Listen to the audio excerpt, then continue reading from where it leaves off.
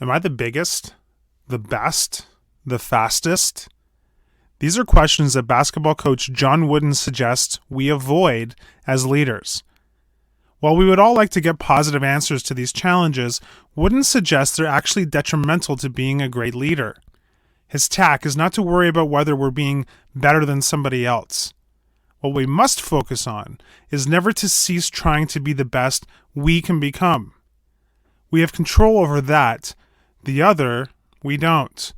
Time spent comparing ourselves to others is time wasted. So, what should we do?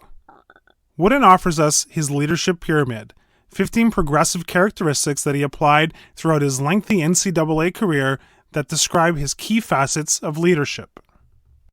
Join us for the next 10 minutes to find out the building blocks for leadership success. According to Wooden, how we run the race, our planning, preparation, practice, and performance, the 4 Ps, count for everything. Winning or losing is a byproduct, an after effect of that effort. First, we must commit ourselves and our organization to more than being first by any means. We need to promote success as making the most of our ability, skills, and potential in whatever circumstances, good or bad, may exist. Consequently, Wooden's pyramid, like those at Giza, is built upon sound foundations. The cornerstones. Wooden's pyramid has 2 fundamental cornerstones: industriousness and enthusiasm. Cornerstones are important since all other stones are set in reference to them, determining the entire structure. There's no success without them. Are you a dreamer or a doer? Achievement is only attained through action. While many people may complain about a hard day at the office, it's likely that they didn't lift a finger or think a thought. That's not work. That's not being busy. What we need to deliver is work in which we are fully engaged, totally focused, and completely absorbed. That's industriousness. Time flies by when we're industrious. Industriousness allows us to test and evaluate. Industriousness helps us deliver. The second cornerstone is enthusiasm. Work without joy is drudgery. Drudgery does not produce great organizations. We will never be successful if we feel we're forever waiting for the workday to end so we can move on to something we'd rather do. We need to be enthusiastic about work.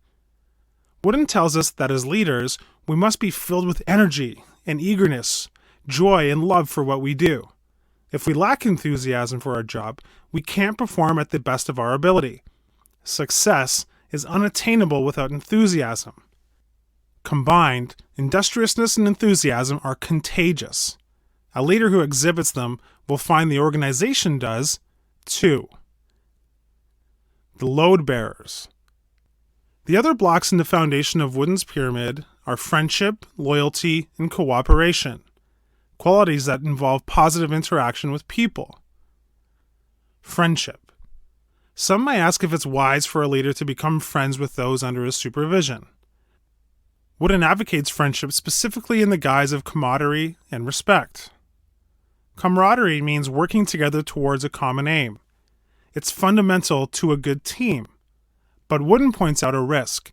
We should not play favorites and not allow our preferences to cloud our judgment. In not doing so, we show respect and recognition of the strengths and contribution of each member. Loyalty is part of being human and is fundamental to great teams. Wooden believes it's impossible for us to be good leaders without loyalty to our organization, and it's not easy. It starts with loyalty to ourselves, our standards, our system, our values. Loyalty from staff comes when those we lead see that our concern for their interests and welfare go beyond simply calculating how we can use them to our advantage. Wooden suggests that if we do so, we will find loyalty in a group of individuals who will stay committed even when things get tough. Cooperation. The sharing of ideas, information, creativity, responsibilities, and tasks is a priority of good leadership, but again, not easy to attain.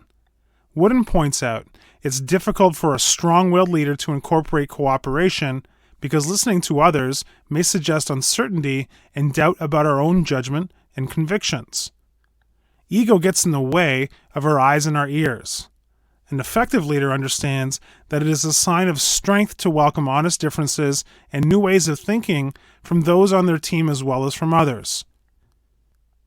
The second level of Wooden's pyramid focuses on how we put our head to use as an effective leader. Wooden identifies 4 blocks. Self-control is essential for consistency in leadership and team performance, and according to Wooden is a trademark of the true competitor and effective leader. Like the foundation of loyalty, control of the organization begins with control of ourselves. A true leader requires credibility and consistency in their actions, and this is hard to achieve without self-control.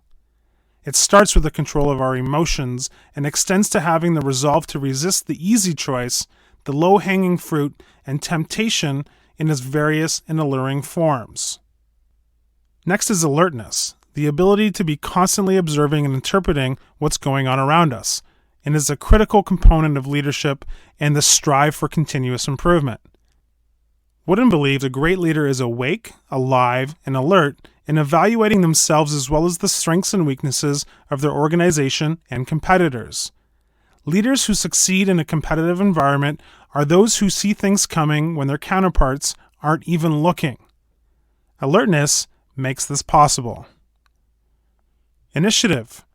A leader must have initiative, the courage to make decisions, to act, and the willingness and strength to risk failure and take a stand even when it goes against the opinion of others. A weak leader stays in the contest, frequently to the eventual detriment of the group. According to Wooden, hesitancy, indecisiveness, and fear of failure are not characteristics of good leadership. Mistakes are part of winning. Good leaders make sure they're the right kind of mistakes. The fourth headstone is intentness. Wooden believes that without it, we will falter, fade, and quit. Intentness conveys diligence and determination, fortitude, and resolve. When we have intentness, so does our organization. Unfortunately, the reverse is also true. A leader lacking intentness will lead a team intent on giving up. Intentness keeps us in the game even when others tell us the game is over. The heart of the pyramid. The third tier of the pyramid concerns the more intangible factors of a great leader. Condition. Wooden believes to achieve one's potential as a leader in any organization requires mental and moral strength. He suggests we need to practice moderation and balance in all that we do. The leader must set the example, not only in areas of right and wrong, but also elsewhere. Workaholics, for example, lack balance. Imbalance, in Wooden's opinion, is a weakness that sooner or later causes problems. The first problem is likely to be inconsistency in performance. Being in good mental and moral condition is crucial to strong leadership. It starts with good physical condition, because a leader lacking it is less likely to summon the strength to stand up and fight for beliefs, ideals, and standards. The second intangible factor is skill. We need to know all the facets of our job, not just parts of it, and be able to execute quickly and correctly.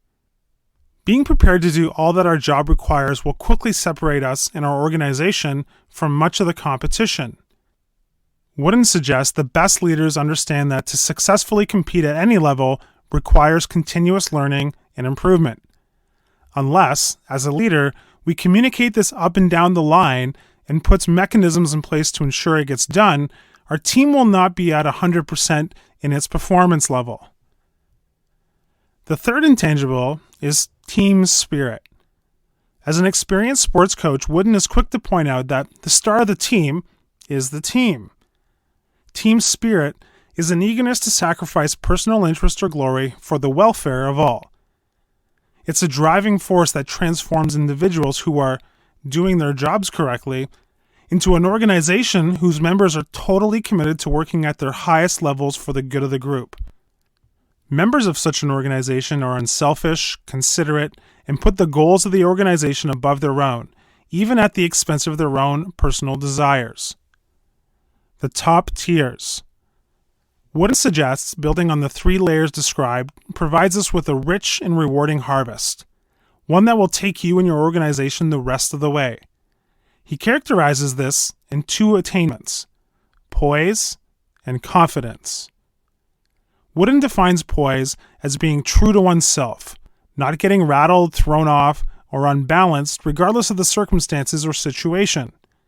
Poise means avoiding comparison to others and acting like someone we're not. Poise means having a brave heart in all circumstances. As stakes increase and the challenges to you and your organization mount, our composure is increasingly challenged. Few characteristics are more valuable to a leader than poise, especially when the competitive environment increasingly challenges your composure and equanimity. According to Wooden, when we have poise, we'll perform at our own personal best because it counters panic. We'll understand what we're supposed to do even when the odds are against us and everyone else says we'll fail. Confidence, like poise, is earned only by pursuing and attaining assets that allow us to reach our own level of competency, our inner potential. Wooden warns us that confidence must be monitored so it does not turn to arrogance. Arrogance, or elitism, is the feeling of superiority created on the assumption that past success will be repeated without the same hard effort that brought it about in the first place. Wooden believes when we've properly prepared and built our own pyramid of success, we will be able to top it with the last block: competitive greatness. Competitive greatness is not defined by victory nor denied by defeat. It exists in the effort that precedes success or failure. Competitive greatness is not attained through fame, fortune, or power. It is attained on the journey, by learning through experience. Like a physical building, Wooden's leadership pyramid is held together by its own version of mortar: faith and patience. A leader must have faith that things will work out as they should, a boundless belief in the future. A leader must also have patience and belief that good things come to those with persistence, consistency, and perseverance. Leadership is not a quick win. Leadership is a long game based on investing for the future through the building blocks described. So there you have it. Everything you need in order to start applying Wooden on leadership to your own business and life. Hi, I'm Rhonda, and this is an exclusive audiobook video recorded for the Audiobook Master channel. Enjoy your audiobook and have fun learning. Don't forget to subscribe and hit the notification button so you'll get updated on our next upload. If you liked the video, give us a thumbs up and say your thoughts about the book we just covered. Do you want to listen to a summary or review of a book that we haven't covered in the past? Say it in the comments below or send us a message. Don't forget to check our other uploads. Enjoy listening!